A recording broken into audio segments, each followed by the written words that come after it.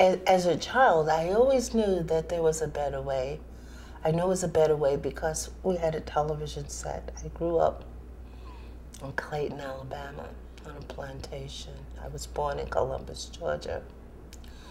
But, you know, I grew up picking cotton and laboring, you know. In fact, when my mother was born, my grandmother was in the cotton field. She came in the house, gave birth to my mother, wrapped my mother up, cleaned her up, and went out to continue her day's labor. And when I was born, my mother was home because she didn't feel good. She was sick. She was pregnant. She was 20 years old. And her mother was being buried that day. And my mother was too sick to attend her funeral. And she was alone. She was only 7 months pregnant. Nobody expected her to give birth that day. So the entire day, my mom and I laid on the floor and waited for someone to come. I was the second child, so I guess my mother had some type of inkling of what was going on or what to do, but apparently she was in shock and she just laid and waited all day. And I don't think she ever forgave me for that moment. And she made sure that she punished me and made me suffer. Even on her dying bed, you know. I was 11 when she finally died, alcoholism and whatever else, probably mental illness, as I've come to understand it. And then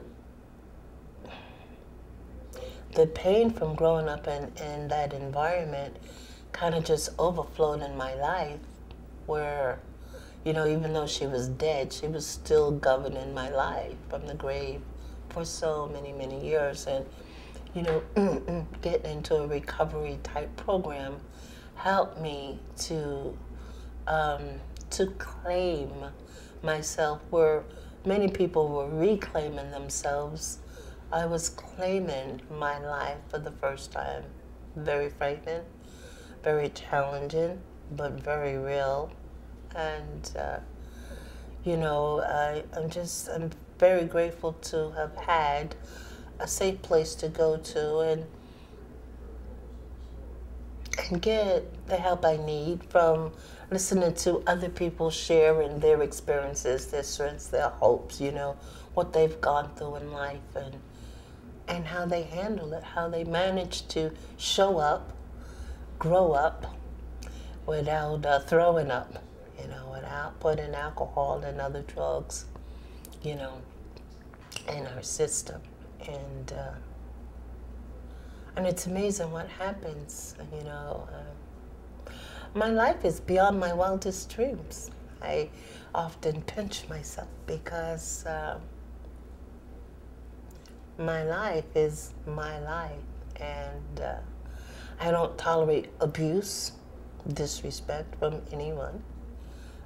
You know, I love myself and I respect myself and I expect it from others, and I get it. And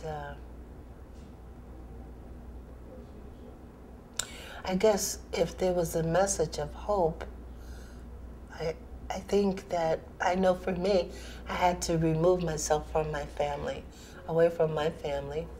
Sometimes, you know, you can't just get away from your environment because those times were hard. I mean, being on welfare and not really having any resources other than that, it's kind of hard to get away from your environment to get a recovery the way you think that it should be. Sometimes you have to be in the gutter and work your way out from right where you are. You know, you may think that, well, you know, I'm here and I'm doomed and I can't get nowhere, but, you know, insight and wisdom is a matter of choice, and you know, we can choose and we can grow and we're right where we stand.